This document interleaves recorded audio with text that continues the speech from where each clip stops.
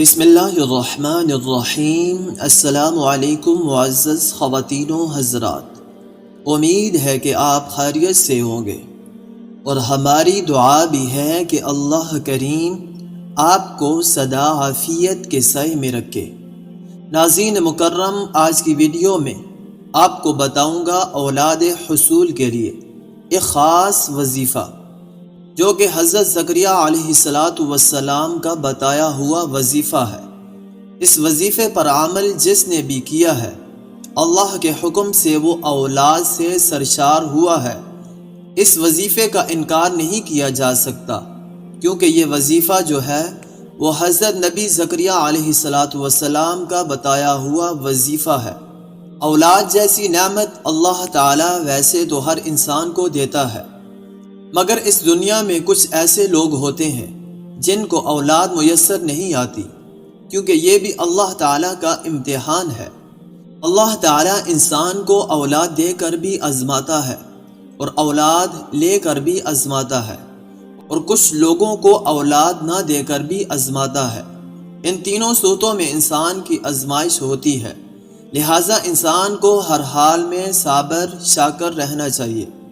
اولاد کی ضرورت شادی کے بعد ہر انسان محسوس کرتا ہے، کیونکہ اولاد انسان کے بڑھاپے کا سہارا ہوتی ہے، اور اولاد کی وجہ سے انسان کا رزق بھی بڑھ جاتا ہے۔ آپ نے اکثر دیکھا ہوگا کہ جن کے ہاں اولاد پیدا ہوتی ہے، ان کے ہاں رزق میں بھی بہت ہی زیادہ اضافہ ہو جاتا ہے۔ جو بچہ اس دنیا میں آتا ہے وہ اپنا رزق ساتھ لے کر آتا ہے، بلکہ کچھ لوگ تو ایسے ہوتے ہیں کہ جن کے ہاں اگر اولاد ہو جائے تو ان کے ہاں رزق میں اس قدر اضافہ ہوتا ہے کہ اللہ ان کو امیری بخش دیتا ہے۔ ہمارے پیارے نبی کریم صلی اللہ علیہ وسلم بچوں سے بہت زیادہ پیار کرتے تھے، اور بچوں سے پیار کرنے اور شفقت سے پیش آنے کا حکم بھی دیتے تھے۔ اب چلتے ہیں وظیفے کی جانب، اور میں آپ کو بتاتا ہوں کہ وہ کون سا ایسا وظیفہ ہے کہ جس کو کرنے سے انسان کی جو اولاد کی خواہش ہوتی ہے وہ پوری ہو جاتی ہے۔ جس شخص کو اولاد سے مایوسی ہو تو وہ ہر نماز کے بعد 3 مرتبہ یہ دعا پڑھا کرے: رب لا تذرنی فردا وانت خیر الوارثین، رب لا تذرنی فردا وانت خیر الوارثین، رب لا تذرنی فردا وانت خیر الوارثین۔ انشاءاللہ صاحب اولاد ہو جائے گا۔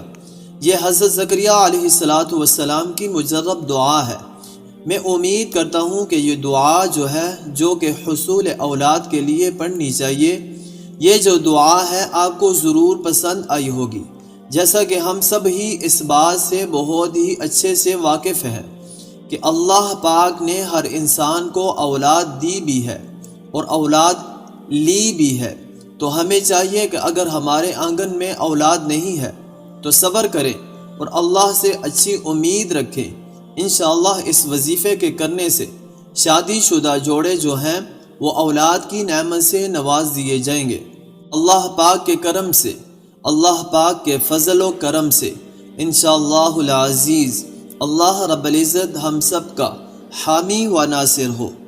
آخر میں آپ سے ایک چھوٹی سی گزارش کریں گے کہ اگر آپ ہمارے چینل کی ویڈیو کو پہلی بار دیکھ رہے ہیں تو آپ نے چینل کو سبسکرائب نہیں کیا، تو آپ سے گزارش کریں گے کہ چینل کو ضرور سبسکرائب کر لیجئے، اور ساتھ ہی لگے بیل کے بٹن کو پریس کر لیجئے، تاکہ آپ کو ہماری ہر نئی آنے والی ویڈیو آسانی سے ملتی رہے۔